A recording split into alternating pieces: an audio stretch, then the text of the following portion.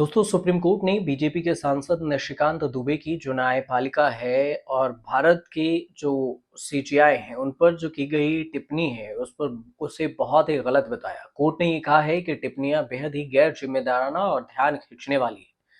Court ने ये भी कहा कि ये टिप्पणियां संवैधानिक अदालतों के कामकाज के बारे में उनकी अज्ञानता को दर्शाती है। हालांकि कोर्ट ने उनके खिलाफ कोई भी कार्रवाई नहीं की है। कोर्ट का सीधे तौर से ये भी कहना है कि इस तरह की जो बेतुकी टिप्पणियां हैं इससे न्यायपालिका में जनता का विश्वास डगमगा सकता है। कोर्ट ने इस बात पर जो वकील हैं विशाल तिवारी उनके द्वारा दायर एक पीआईएल की सुनवाई करते हुए कही है।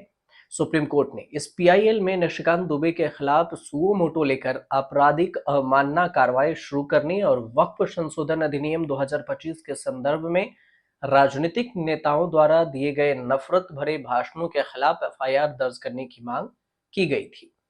अब सुप्रीम कोर्ट पर कब की गई थी टिप्पणी? तो निशिकांत दुबे ने सुप्रीम कोर्ट के जो वक्फ संशोधन कानून के संवैधानिकता को चुनौती देने वाली याचिका पर हस्तक्षेप करने के बाद ये टिप्पणियां की थी।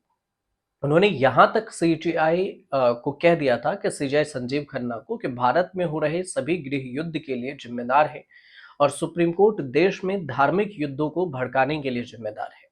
सुप्रीम कोर्ट ने यह भी कहा कि निशिकांत दुबे के बयानों से कोर्ट की छवि खराब हो सकती है और इससे न्याय व्यवस्था में भी बाधा आ सकती है।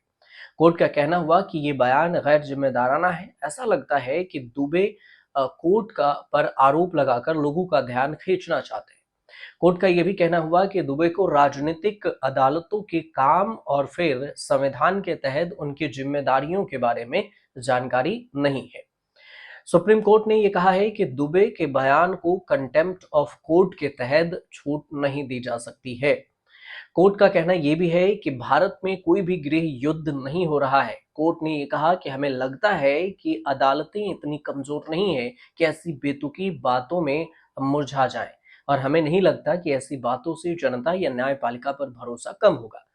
हालांकि इसमें कोई भी शक नहीं है कि ऐसा करने की कोशिश की जा रही है। कोर्ट का सीधे तौर पर टिप्पणी था कि अपमानजनक बयान पर सजा देना जरूरी नहीं है। जज समझदार होते हैं, उनकी जो ताकत है अहिंसक है, समझदारी तक काम चलता है। जब मूल्यों की बात आती है तो इनमें व्यक्तिगत सुरक्षा भी शामिल है। अदालतें स्वतंत्र प्रेस, निष्पक्ष सुनवाई और न्यायिक निडरता और सामुदायिक विश्वास जैसे मूल्यों में विश्वास करती है। इसलिए अदालत को अपनी फैसलों की रक्षा के लिए अवमानना की शक्ति जो कंटेम्प्ट ऑफ कोर्ट है उसके इस्तेमाल की जरूरत नहीं है। लोगों को यह भी पता चले कि आलोचना कब गलत है और कब अपमानजनक है और फिर कब बुरी नीयत से की गई आलोचना है। तो ये बात कोर्ट ने सीधे तौर से कही है। अब सवाल एक ये और भी था कि क्या निशिकांत दुबे को सजा होगी, जेल होगी? तो इस पर कोर्ट ने खुद कहा है कि हम इसे केस या फिर सजा की बात में नहीं जा सकते। तो फिलहाल जो मामला है ये है कि अभी निशिकांत दुबे को लेकर सिर्फ कोर्ट की तरफ से सख्त टिप्पणी है, मतलब फटकार है और जिम्मेदारी की बात याद दिलाई गई है। अगर इस पर कुछ अपडेट आएगा तो हम आपको जरूर बताएंगे। फिलहाल आप हमारे साथ जुड़े रहिए और चैनल को सब्सक्राइब जरूर कीजिए, शेयर कीजिए, कमेंट कीजिएगा।